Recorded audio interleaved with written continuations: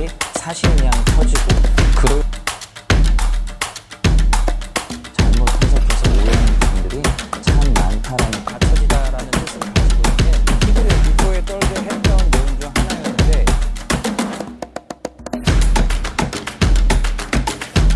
안녕하세요. 강원성 목사입니다. 성경 오해에 답하다 11번째 시간 치료하는 광선 성경에도 병균을 태우는 레이저빔이 있는가? 라는 말씀을 함께 나누도록 하겠습니다. 자, 함께 가시죠.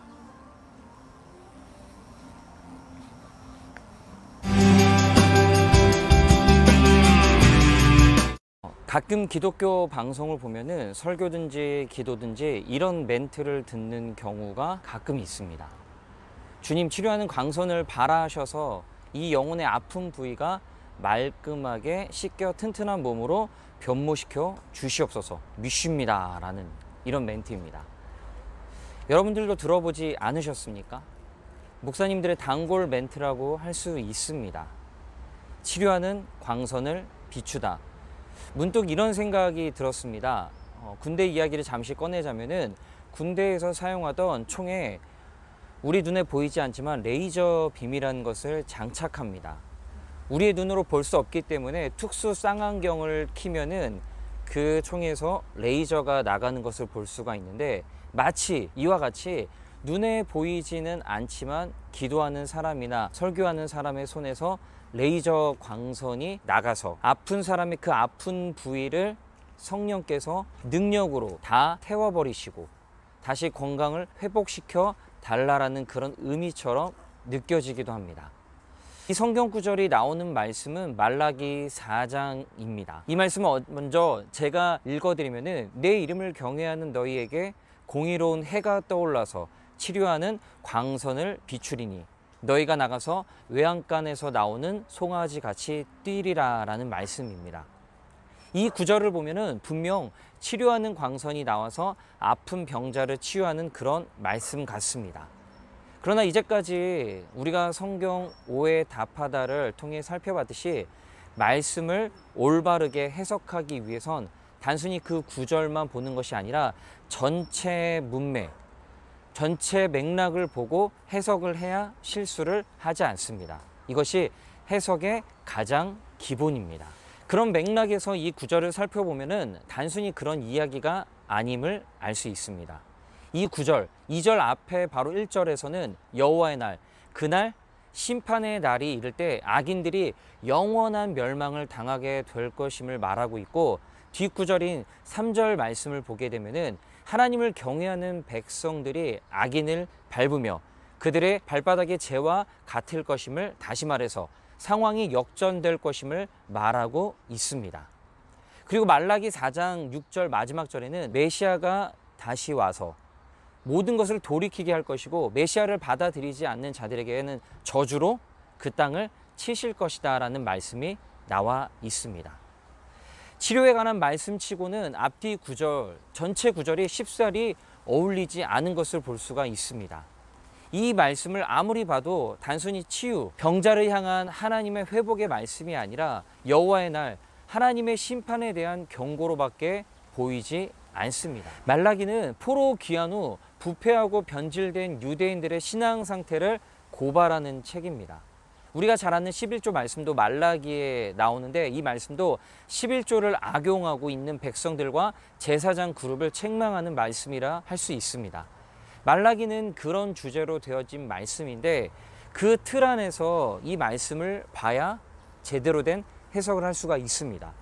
그런데 어느 순간 이 구절이 교회 현장에서 환자를 치유하시는 하나님의 은혜로운 치유 약속으로 이해되기 시작했습니다. 여러분은 어떻게 생각하십니까?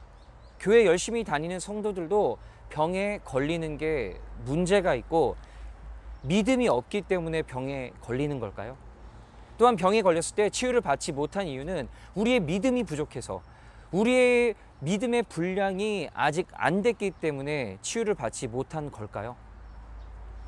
우리는 여전히 샤머니즘적 신앙에 벗어나지 못하고 있기 때문에 마음 한구석, 저 언저리에 이런 마음을 가지고 있습니다.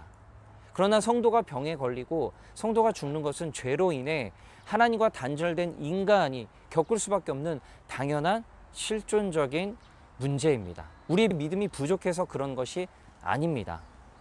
지극정성이 부족해서 낫지 못한다고, 하나님께 헌신하지 않아서 드리지 않아서 그렇다고 이야기하는 목사가 있다면 여러분 당장 떠나십시오. 그 얼마나 악하고 치사한 말씀인지 아십니까?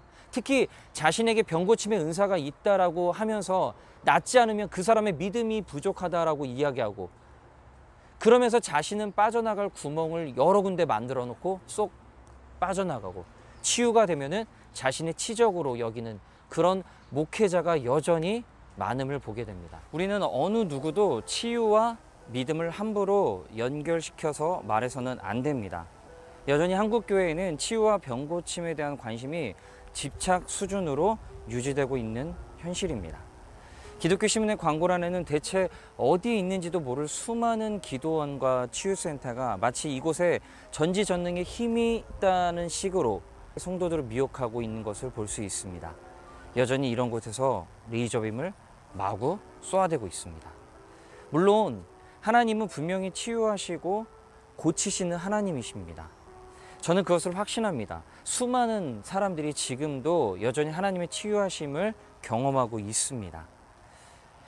그러나 이것이 성경이 말하는 진짜 핵심의 주제는 아닙니다. 치유와 병고침의 모든 것을 다 집어 삼켜 버리니 진짜 중요한 복음, 인간에게 참 자유를 주시고 우리의 전인격을 회복시켜서 온 만물을 회복하시는 그 하나님 나라 복음을 저만치로 멀리 사라져 버리게 만들었습니다.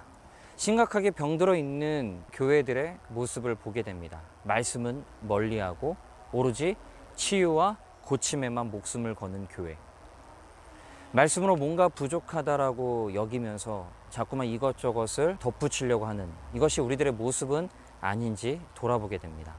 우리는 지속적으로 말씀으로 돌아가야 됩니다. 병고침, 우리의 삶에서 중요합니다. 그러나 병고침은 언젠가 썩어져 없어질 우리들의 육체에 대한 병고침입니다. 정작 우리의 영혼 문제에는 우리가 기울이지 않고 치유에만 목을 맨다면은 진짜 중요한 것을 놓쳐버리는 게 아닐까요? 우리가 가야 되는 것은 그 길이 아닙니다. 말라기 4장 2절 말씀은 단순히 하나님께서 아픈 사람을 위해 치료의 광선을 쏘신다라는 말씀으로 이해해서는 안 됩니다. 이 구절은 육신의 질병의 회복, 치유를 말하는 구절이 아닙니다. 이 구절은 말라기서의 결론으로 여호와 날에 있을 일들, 하나님의 심판에 대해 서술하고 있는 말씀입니다. 특히 4장 2절은 심판의 날에 하나님께서 하나님을 끝까지 신실하게 섬기는 백성에게 임할 하나님의 은혜를 말하고 있습니다. 재미있게도 치료하는 광선이라고 할 때 한글 성경에만 광선이라고 표현을 하고 다른 모든 영어 성경에는 날개로 표시되고 있습니다.